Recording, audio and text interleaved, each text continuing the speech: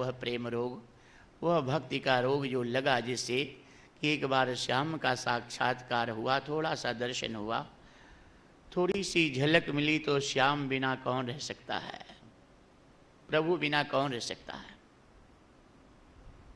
घोर अंधकार में भटकते हुए जीव को अगर कहीं से थोड़ा प्रकाश अगर मिल जाए तो वो इसी प्रकाश को ही ढूंढेगा। कि इतना कठिनाई सहते हुए अंधेरे में, इतनी त्रसित परेशानियों के बाद वो प्रकाश में कितना सुख और निर्भयता होती है, तो बार बार उसी प्रकाश को ढूंढेगा।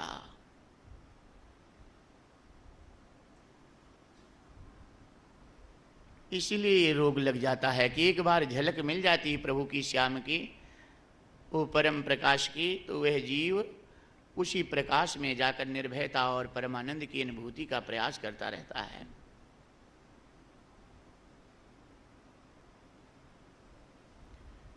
यशोदा मैया ने कहा, बाबा देख लो बाबा बाबा दर्शन कर लो बाबा, लेकिन टकटकी लगा के मत देखना।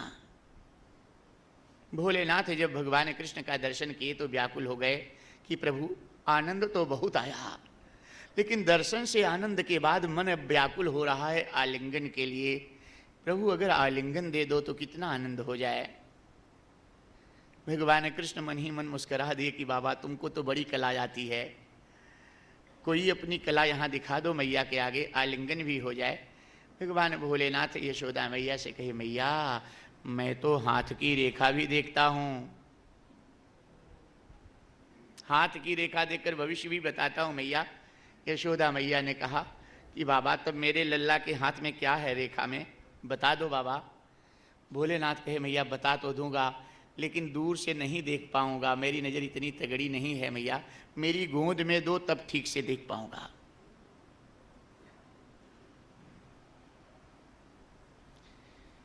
अब तक मैया मुखड़ा छुपा रही थी, लेकिन जब भविष्य जानना हुआ तो कन्हैया को भगवान भोलेनाथ की गोद में दे दी कि बाबा लो, और मेरे बालक का भविष्य बता दो बाबा। और महायोगीश्वर के गोद में महायोगेश्वर परमानंद भगवान कृष्ण जब आए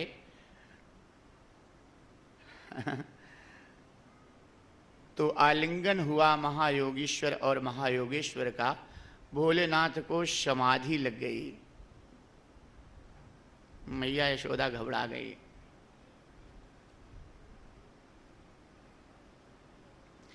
जब भोलेनाथ को समाधि लग गई, मैया यशोदा पूर्ण रूप से घबरा गई कि क्या हो गया। वो गोपी को दिया था मैं अपने कन्हैया को, गोपी की आंखें बंद हो गई थी, ये बाबा की गोद में कन्हैया गया, ये बाबा की आंखें बंद हो गई, समाधि सी लग गई, क्या हो गया। मैया सोच ही रही थी, तब तक कन्हैया ने धीरे से भोलेनाथ को चिकोटी काटा, चिमटा काटा, दबाया उंगली की, बाबा पोल खुल जाएगी, आंखें खोलो, कैलाश में जाकर समाधि लगाना बाबा, और फिर मेरी लीला में कभी मत आना, आओगे तो पोल खोल दूंगा, बेइज्जती कर दूंगा बाबा, फिर मत आना, मेरी बात ख्याल रखना। जब तुमसे संभलती नहीं तो मेरी लीला में क्यों आते हो। क्योंकि ये भोलेनाथ है ना, इनका हृदय स्वभाव बड़ा भोला है ना। जब मस्ती आई तो ये मस्ती को छुपा नहीं पाते, अपनी मस्ती आई तो इनका डमरू बज जाता है।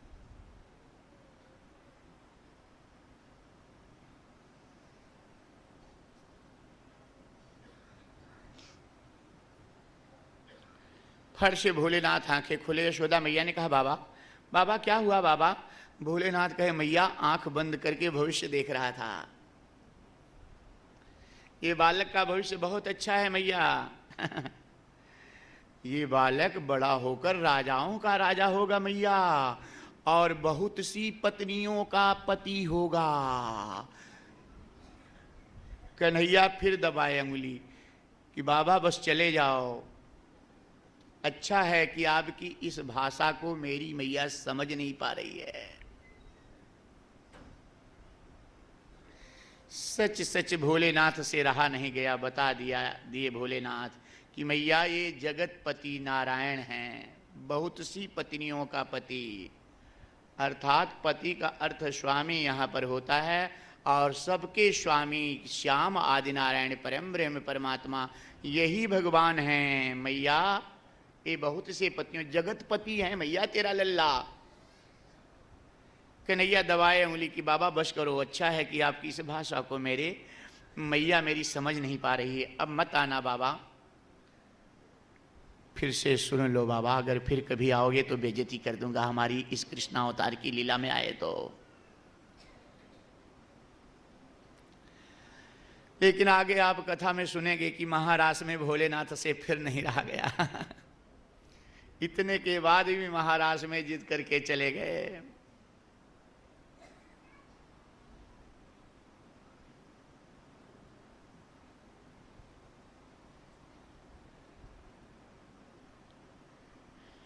और यशोदा मैया भोलेनाथ की गोंद से कन्हैया के लिए आनंद, भोलेनाथ अपना संभाल नहीं पाए, बज गया डमरू और ऐसा नृत्य किए, तांडव नृत्य की, एक एक ताल से संगीत का और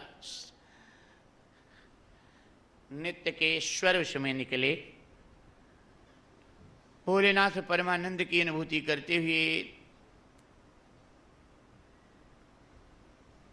गोकुल गांव के किनारे जाकर के एक जगह आसन लगा करके बैठ गए, समाधि लगा करके, नेत्र बंद करके कि फिर कभी समाधि जब मेरी टूटेगी तभी टूटेगी जब फिर से भगवान का अवतार होगा, कृष्ण अवतार होगा। और जहाँ भोलेनाथ समाधि लगा के बैठे ध्यान करके गोकुल गांव के किनारे, वहाँ पर एक मंदिर बन गया। उस मंदिर का नाम पड़ गया आश्वेश्वर भगवान। जो गए होंगे गोकुल में, ये आश्वेश्वर भगवान का मंदिर गोकुल गांव के किनारे है। आशा लगाए हुए भगवान भोलेनाथ अब भी बैठे हुए हैं कि एक बार फिर से अवतार होगा श्याम का। त्रयोदशी के दिन नंद बाबा मथुरा जाते हैं, क्योंकि गोकुल गांव मथुरा के अधीन था। कंस को नंद बाबा कर देते थे और विचार किए कि हमें पुत्र हुआ है, कंस को कुछ भेंट दे दें ताकि हमारे पुत्र के ऊपर कंस की नज़र बुरी न हो। इस विचार से जो कुछ कर बाकी था वह कुछ भेंट लेकर नंद बाबा मथुरा गए, कंस को दिए। कंस ने पूछा कि ये भेंट किस उपलक्ष्य में लाए हैं नंद जी? नंद जी ने कहा कि हमें इस ढलती उम्र में पुत्र रत्न की प्राप्ति हुई है, आप ये थोड़ी सी भेंट है हमारी प्रसन्नता से स्वीकार करें। कंस विचार किया कि नंद जी भेंट लेकर आए हैं तो पुत्र को आशीर्वाद भी देना होगा। कंस से कहा, नंद जी मैं आपके बेटे को आशीर्वाद देता हूं कि वो बड़ा होकर राजाओं का राजा हो और उसके शत्रु का शीघ्र ही विनाश हो। जय हो जय हो, जय जयकार करने लगे देवतागण की प्रभु अब भरोसा हो गया, आपका शत्रु भी आपकी विजय का आशीर्वाद दे रहा है, अब भरोसा हो गया कि कंस मारा जाएगा।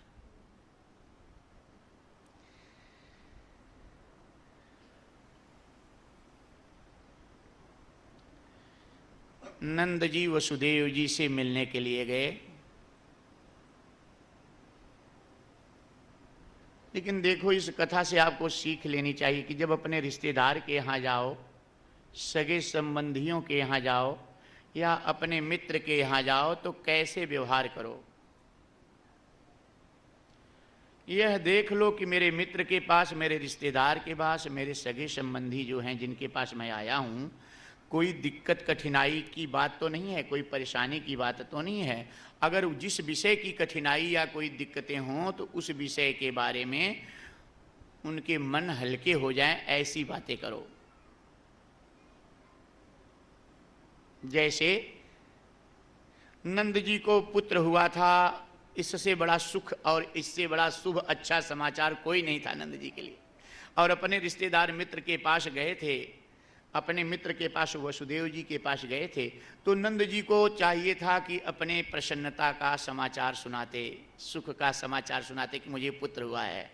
लेकिन नंद जी ने ऐसा नहीं किया, क्योंकि नंद जी जानते थे कि मेरे मित्र वसुदेव के 6 पुत्रों की कंस ने हत्या कर दी है, इसलिए अपने पुत्र के समाचार का, सुख का समाचार न बताकर नंद जी वसुदेव जी के मन को हल्का करने के लिए कि मित्र मैं आपका मित्र हूँ, और आपके 6 पुत्रों की कंस ने हत्या कर दी है मित्र। आपके उस दुख में आपका ये मित्र भी सम्मिलित है, मैं भी सहभागी हूं मित्र।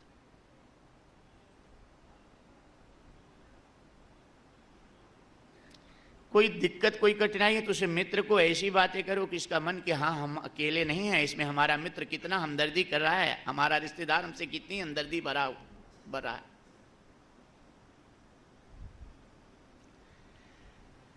ये मिलने की और मित्रता की रिश्तेदारी की कला सीखो, ताकि एक दूसरे के दुख सुख को वाणी के द्वारा व्यवहार के द्वारा हर करके उसको प्रसन्नता दे सको।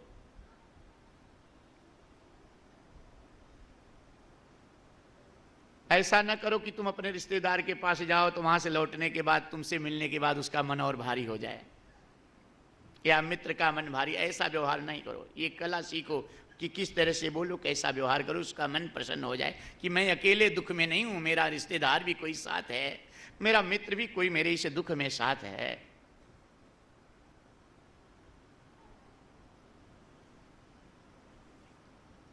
नंद बाबा जब बताए तो वसुदेव जी कहे मित्र ये जानते थे कि नंद को पुत्र हुआ है।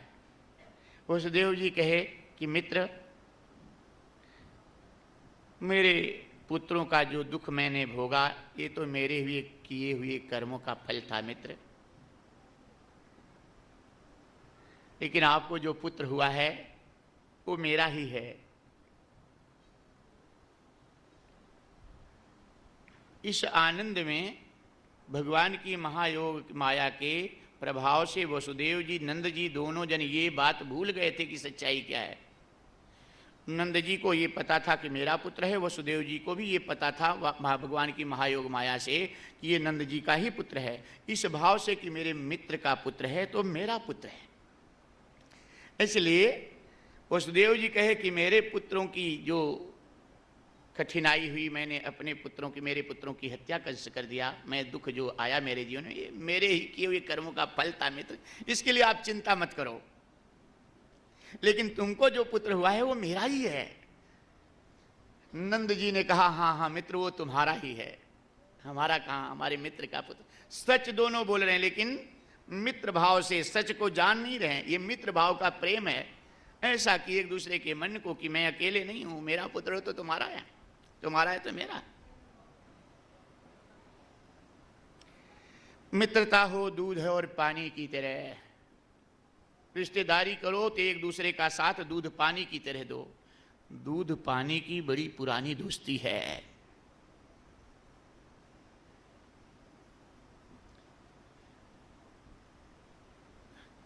एक दूध वाले भाई पानी बहुत मिलाते थे दूध में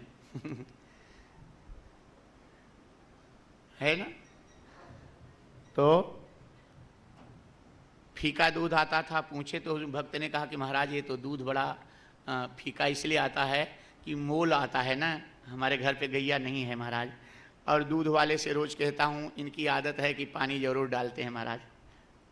तब तक दूध वाले भाई आ गए प्रणाम करने के लिए, ये इशारा किए कि महाराज यही हैं दूध वाले, अगर आप कहते तो शायद अच्छा दूध देते। प्रणाम किए, आशीर्वाद दिए उनको। हम कहे भाई आप ही दूध देते हैं क्या? इन्होंने कहा हाँ महाराज, कितनी भाग्य मेरी है कि आपकी सेवा का अवसर भगवान हमें दे दिए हैं। हम कहे अच्छा ऐसा करो भैया, दूध से सेवा किया करो, पानी की सेवा थोड़ा कम कर दो।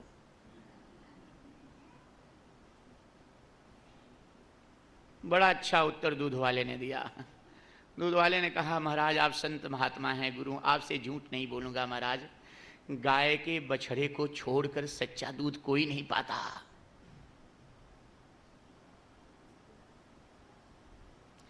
गाय और भैंस का जो बच्चा होता है सच्चा दूध वही पाता है महाराज, क्योंकि वो स्तन में डायरेक्ट मुंह लगा देता है। स्तन से बाहर निकलने के बाद दूध पानी की ऐसी दोस्ती है कि सच्चा दूध कोई नहीं पाता महाराज। और दोस्ती भी ऐसी है दूध पानी की कि दूध अगर पानी से दोस्ती करता है और तो अपना रंग पानी को दे देता है, दूध की तरह पानी भी हो जाता है उसी सफेद रंग में। ऐसी दोस्ती करो। अगर 15 रुपया लीटर दूध बिक रहा है तो अपने भाव में अपने मित्र पानी को भी दे देता है कीमत। 15 रुपया लीटर पानी भी उसके दूध के साथ में बिक जाता है। लेकिन इस मित्रता को ये पानी कैसे चुकाता है अपने मित्र दूध के साथ में? जब दूध पकाने के लिए बर्तन में भरकर चूल्हे पर रखो, हाँ, आंच लगने लगती गर्मी, तब पानी कहता है अपने मित्र दूध से कि हे मित्र, तुमने मुझे अपना रंग दिया है, तुमने मुझे अपनी कीमत दी है, इसलिए हे मित्र दूध, जब तक तुम्हारा मित्र ये पानी रहेगा तब तक तुमको नहीं जलने देगा, अपने मित्र को जलने नहीं देगा। दूध पकते समय तब पानी कहता है पहले मैं जलूंगा, और जब पानी जलने लगता है तो दूध अपने मित्र को जलते हुए देखकर व्याकुल हो जाता है कि मेरे लिए मेरा मित्र जल रहा है। तब उस बर्तन में से दूध उफान मारता है कि बाहर निकल कर मैं आग बुझा दूंगा, चूल्हा बुझा दूंगा, लेकिन मैं अपने मित्र को नहीं जलने दूंगा।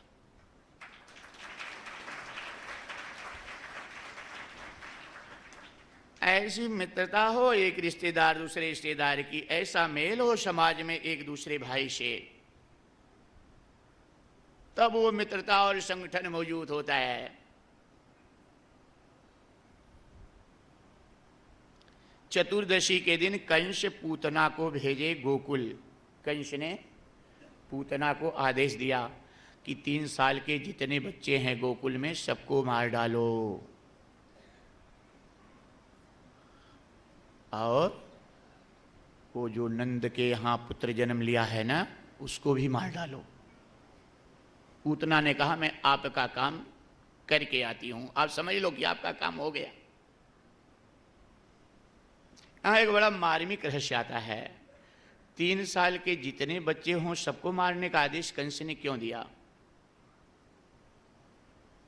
6 दिन के तो अभी कन्हैया हुए हैं। और दूसरा एक मार्मिक प्रश्न यहां ये उठता है कि चतुर्दशी थी जिस समय कंस ने पूतना को भेजा, 6 दिन के कन्हैया हुए थे। 6 दिन के बाद ही कंस ने पूतना को क्यों भेजा? छठी के दिन ही कंस ने पूतना को क्यों भेजा? और तिथि चतुर्दशी के दिन ही पूतना को कंस ने क्यों भेजा? और 14 वर्ष का वनवास मैया कैकेयी ने प्रभु राम के लिए क्यों मांगा? 13 का क्यों नहीं मांग लिया? 15 का क्यों नहीं मांग लिया?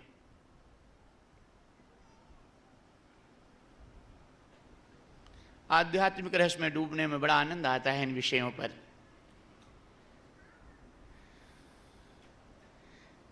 हमारी 5 कर्मेंद्रिय, 5 ज्ञानेंद्रिय। 5 कर्मेंद्रिय कौन है? मुंह, हाथ और पैर, ये 3 हो गया। जनेन्द्रिय और मलेन्द्रिय, ये 5 कर्मेंद्रियां बताई गई हैं। और 5 ज्ञानेन्द्रिय, आँख, कान, नाक, जिह्वा और त्वचा, चमड़ी, त्वगेंद्रिय, ये 5 ज्ञानेन्द्रिय हैं। और अंतः चतुष्टय, हमारा अंतःकरण जब संकल्प विकल्प करता है तो अंतःकरण के संकल्प और विकल्प की इस स्थिति को मन कहते हैं। हमारा अंतःकरण जब निर्णय लेता है तो उस स्थिति को बुद्धि कहते हैं। हमारा अंतःकरण जब चिंतन करता है तो उसको चित्त कहते हैं। और हमारा अंतःकरण जब कर्तृत्वाभिमान करता है तो उसको अहंकार कहते हैं।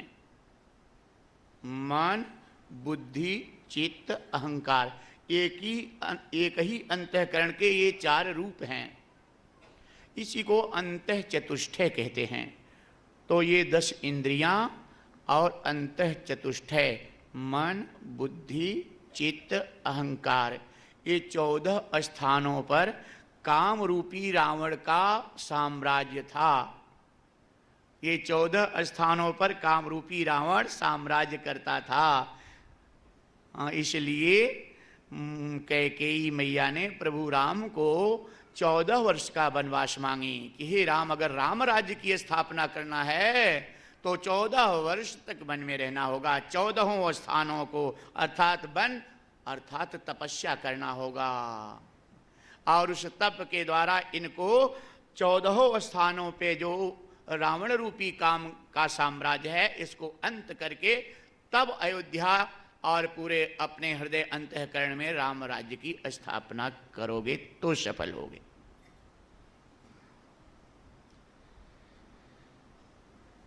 और इसी के आधार पर यहां चतुर्दशी के दिन पूतना को कंस भेजता है। कंस मथुरा का राजा इस समय है, और मथुरा का राजा जो कंस है, आपके शरीर में हृदय को गोकुल बताया गया है। गो का अर्थ होता है भक्ति, और गो का अर्थ होता है इंद्रिय, और दूसरा गो का अर्थ होता है गाय। लेकिन यहाँ इंद्रिय से अर्थ निकाला गया है गोकुल। कुल का अर्थ होता है समूह, समूह में जो रहते हों 10, 5, 25 लोग एक खानदान के, गोकुल अर्थात इंद्रियों के समूह को जहाँ से शक्ति मिलती हो, जहाँ उद्गम स्थान इंद्रियों के समूह से संचालन होता है वो गोकुल है। हृदय को गोकुल कहा गया है, और देह को मथुरा, और देह का राजा अहंकार कंस है, और अहंकार की सबसे श्रेष्ठ सेनापति है पूतना। पूत का अर्थ पवित्र होता है, ना का नहीं, जो पवित्र नहीं है अर्थात वासना। और वासना के 6 अंग होते हैं, काम, क्रोध, लोभ, मोह, मद और मत्सर। हाँ, तो 6 अंगों से 6 से सैनिकों के साथ में सुसज्जित होकर के ये अहंकार कंस वासना को भगवान कृष्ण को मारने के लिए छठी के दिन भेजता है, और चतुर्दशी तिथि होती है, और कहता है कि 3 साल के सभी बच्चों को मार डालो। अद्भुत कथा है ये भागवत महापुराण की। इसके जब आध्यात्मिक रहस्य में डूबो तो इसके सारे अर्थ के पता चलते हैं, तो पता चलता कितना आनंद इसमें भरा हुआ है।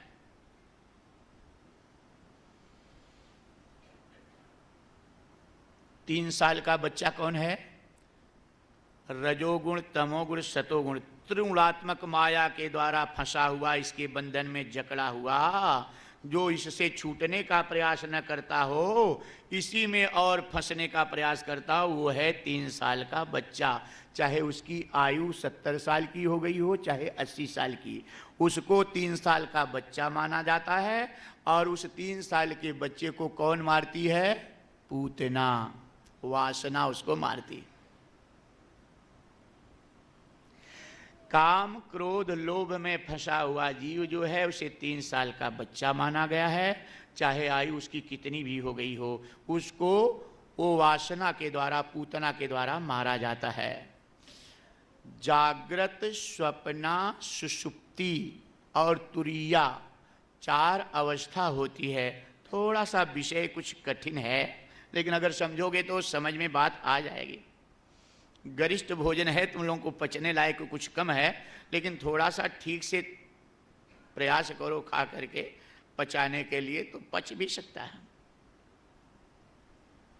जागृत, स्वप्ना, सुषुप्ति और तुरीया, ये 4 अवस्थाएं होती हैं।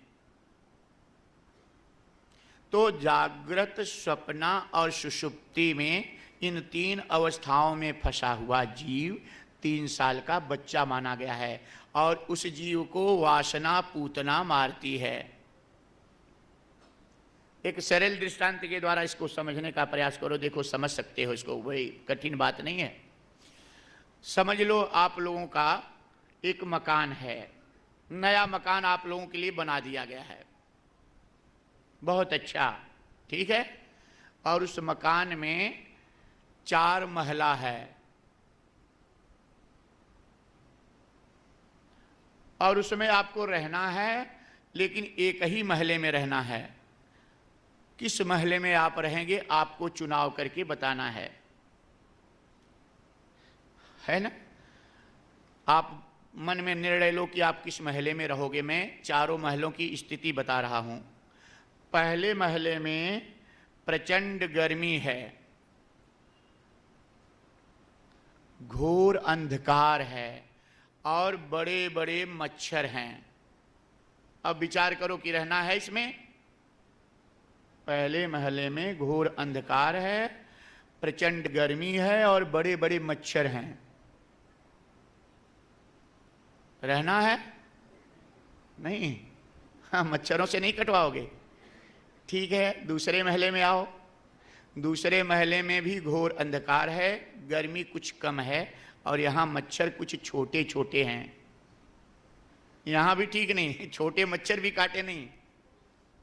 आओ तीसरे महले में देखो, यहां घोर अंधकार है, गर्मी नहीं है, न मच्छर हैं, फिर भी अंधेरे में रहोगे नहीं। चौथे महले में आओ, देखें, यहां पर सुंदर प्रकाश है, न मच्छर है न गर्मी है, शीतल मंद सुगंध वायु चल रही है, हर तरह की साधन सुविधा है। इस महले में सब रहोगे इसी में। मच्छरों से कोई कटवाना नहीं चाहते, न गर्मी सहना चाहते हो। ठीक है, अब आओ देखा जाए कि तुम किस महले में रह रहे हो, है ना। चौथे महले को चुने की बहुत अच्छा है, उसी में रहेंगे, लेकिन किस महले में रह रहे हो ये तो देखो। पहला महला जो है जागृत अवस्था है। जागृत को कहते हैं जागती हुई अवस्था। ये जागते हुए जो दुकानदारी करते हैं, पढ़ने जाते हैं, नौकरी करते हैं, परिवार का व्यवहार करते हैं, जागृत अवस्था, ये पहला महला है। हाँ, तो इस पहले महले में अज्ञान रूपी घोर अंधकार है और मोह रूपी प्रचंड गर्मी है। हाँ, सब कहते हो महाराज ये परेशानी है, वो परेशानी है। हाँ, हमारी सास तो ऐसी है, बहू तो ऐसे मिल गई महाराज, बेटा मनमानी कर रहा है, पति ऐसा है। हाँ, ये जागृत अवस्था में शिकायतें सबकी हैं ना। सब व्याकुल हो, मोह रूपी प्रचंड गर्मी से सब व्याकुल हो, है ना।